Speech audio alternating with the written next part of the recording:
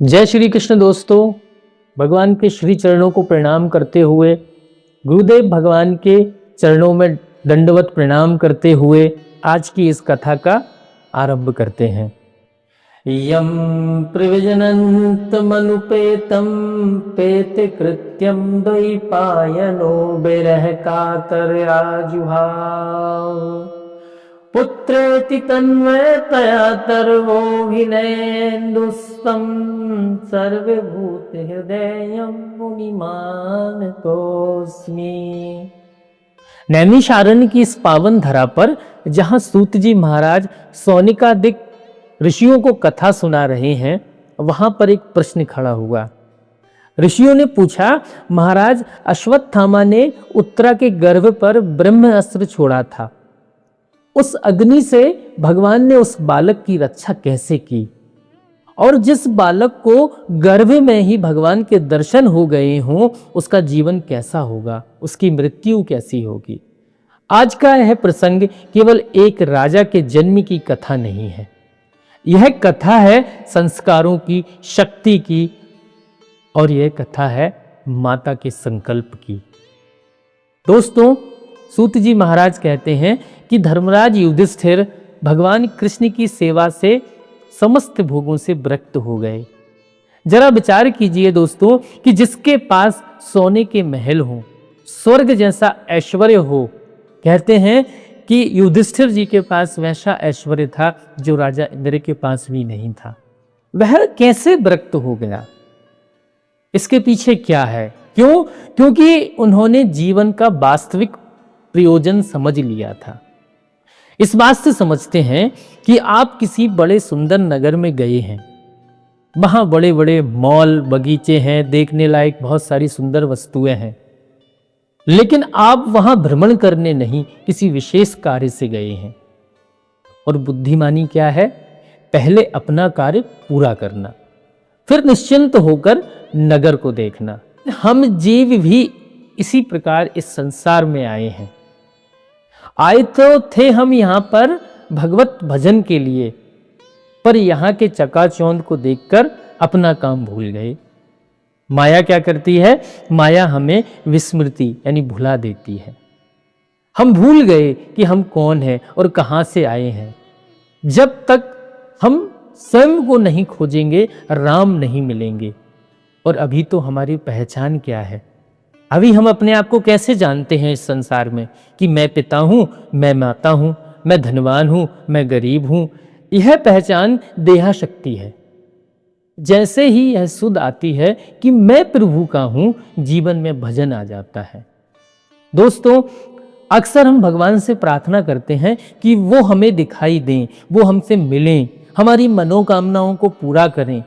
लेकिन संत कहते हैं कि ये जो मांग है ये अधूरी है। यदि हमारा मन ईर्ष्या, क्रोध और मोह से भरा है तो साक्षात ईश्वर सामने खड़े भी हों तो हम उन्हें नहीं पहचान पाएंगे। यदि दर्पण गंदा है तो उसमें आपका चेहरा साफ नहीं दिखेगा। दर्पण को साफ कर दीजिए, चेहरा अपने आप साफ दिखने लगेगा।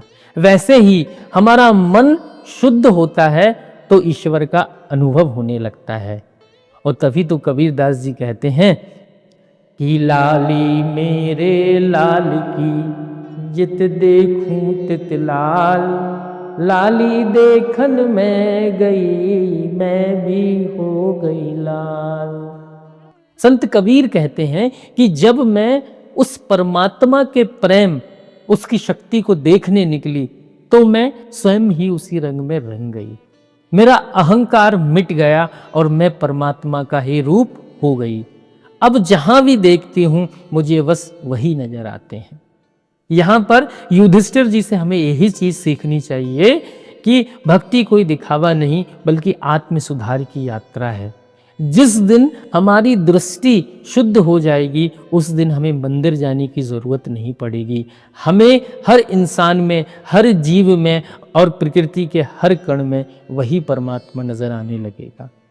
दोस्तों, कथा उस रोमांचक मोड़ पर आती है जहां अश्वत्थामा ने ब्रह्म अस्त्र छोड़ा। वह अस्त्र नहीं था, वह साक्षात मृत्यु की लपटें थीं जो उत्तरा के गर्भ की ओर बढ़ रही थीं। उस समय उत्तरा ने क्या किया? वह अपने ससुर युधिष्ठिर के पास नहीं गई, वह गांडीवधारी अर्जुन के पास नहीं गई। वह जानती थी कि ये सब भी स्वार्थ और माया के वशीभूत हैं। वह दोनों हाथ उठाकर द्वारिकाधीश की ओर दौड़ी। पाहि पाहि महायोगिन देव देव जगतपते। उसने कहा, प्रभु यह बाण मुझे भले ही जला दे, पर मेरे गर्भ में पल रहे इस नन्हे से शिशु को, जो पांडवों का आखिरी बीज है, इसे बचा लीजिए। उत्तरा ने अपना सब कुछ प्रभु पर छोड़ दिया। इसे कहते हैं अनन्य शरणागति। जब हम दुनिया के सारे दरवाजे छोड़कर उसके द्वार पर खड़े हो जाते हैं, तब वह हाथ थामता है। दोस्तों, उत्तरा ने गर्भ में ही अपने बालक को भगवान का दर्शन करा दिया। यहाँ एक बहुत बड़ा विज्ञान छिपा है। हमारे यहाँ 16 संस्कारों में सबसे पहला संस्कार है गर्भाधान संस्कार। आज की माताएं सोचती हैं कि बालक स्कूल जाकर संस्कार सीखेगा। नहीं, संस्कार तो माता के गर्भ से ही शुरू हो जाते हैं। माता प्रथम गुरु है। उत्तरा ने उस आपदा के समय भगवान को पुकारा तो गर्भ में पल रहे बालक परीक्षित ने क्या देखा? उसने देखा कि चारों ओर ब्रह्म अस्त्र की आग है, पर बीच में एक अंगूठे के बराबर सावला सलोना सुंदर पुरुष गधा लेकर खड़ा है और उस आग में मेरी रक्षा कर रहा है।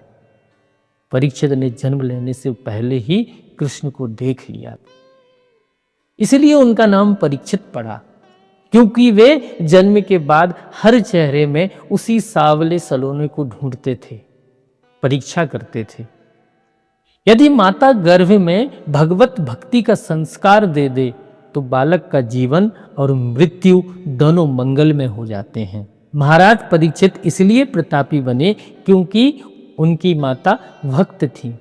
और आज समाज में जो दुर्दशा है उसका मूल कारण है संस्कारों का अभाव।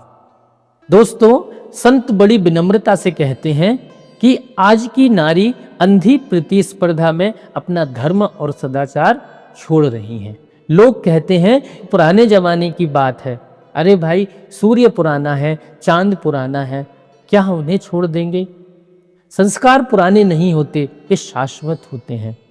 अगर घर की नारी का आचरण पवित्र नहीं रहा तो समाज की दुर्दशा को कोई नहीं रोक सकता। नारी के पास वह सामर्थ्य है कि वह तप और तेज से देवताओं को अपनी गोद में खिला सकती है। अरे अनुसुईया ने त्रिदेवों को बालक बना दिया था, यह नारी की शक्ति है। सूत जी कहते हैं कि युधिष्ठिर के राज्य में प्रकृति प्रसन्न थी, नदियां जल से भरी थीं, गाय दूध की वर्षा करती थीं। क्यों? क्योंकि राजा धर्मनिष्ठ था। दोस्तों, हमारे शब्द प्रभु के कान तक पहुंचेंगे या नहीं, इसकी व्यवस्था प्रकृति करती है। अगर शब्द स्वार्थ से भरे हैं, मैले कुचैले हैं, तो प्रकृति उन्हें रास्ते में ही रोक लेती है। लेकिन जब प्रार्थना में परमार्थ होता है, जब आप दूसरों के लिए रोते हैं, तो प्रकृति उन शब्दों को पंख लगाकर प्रभु के पास ले जाती है। महाराज युधिष्ठिर की स्थिति कैसी थी? जैसे भूखे को केवल भोजन प्रिय लगता है, वैसे ही उन्हें केवल कृष्ण का नाम प्रिय लगता था। बाकी सब कुछ उनके पास बिन मांगे आए थे। कबीरदास जी कहते हैं, बिन मांगा सो दूध है, प्रभु के पीछे दौड़ोगे तो संसार तुम्हारे पीछे दौड़ेगा। दोस्तों, ऋषियों ने पूछा कि कलयुग क्यों नहीं आया? सूत जी ने कहा कि जब तक परीक्षित जैसा धर्मात्मा राजा पृथ्वी पर है, तब तक कलयुग की हिम्मत नहीं हुई कि वह एक कदम भी रख सके। परीक्षित का जीवन संयम और सदाचार का कवच था। परीक्षित ने गर्भ में ही भवबंधन को काट दिया था। जिसे गर्भ में ही नारायण का स्पर्श मिल गया हो, उसे माया क्या सताएगी। यह हम सब के लिए शिक्षा है। अपने बच्चों को संपत्ति दें या ना दें, पर संस्कार अवश्य दें। संपत्ति का दुरुपयोग हो सकता है, पर संस्कार उसे हर आपदा से बचा लेंगे। दोस्तों, यहाँ एक बार और कहते हुए मैं आगे बढ़ता हूँ कि कभी निराश मत होइए। यदि हमारा बालक कुमार्ग पर चला गया है, यदि पति धर्म से विमुख है, तो माता का कर्तव्य है तप करे, माता की प्रार्थना में वह बल है कि वह विधाता की लिखी को भी टाल सकती है। सच्चे हृदय से बालक के निमित्त नाम जप कीजिए, भगवान के सामने झोली फैलाइए। यह मत सोचिए कि बहुत देर हो गई है, ऐसा कुछ नहीं बना है। संत कहते हैं कि ऐसा कुछ नहीं बना है जिसे बिगाड़ा ना जा सके, और इतना कोई नहीं बिगड़ा है जिसे सुधारा ना जा सके। दोस्तों, आज ही से यह यात्रा प्रारंभ करें, धर्म को धारण करना शुरू कीजिए। महाराज परीक्षित की यह कथा हमें 3 बातें सिखाती है। सबसे पहली बात, शरणागति।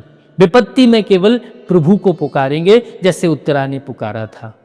और दूसरा है दोस्तों संस्कार, आने वाली पीढ़ी को भक्ति के बीज दो। और तीसरा है भगवान से केवल हृदय की शुद्धि मांगे। आइए इस दिव्य प्रसंग के विश्राम पर हम सब हाथ जोड़कर वही प्रार्थना करें संतों ने सिखाई है कि मन हो निर्मल तुम्हारी कृपा से, इसे शुद्ध करने में हम तो हैं हारे।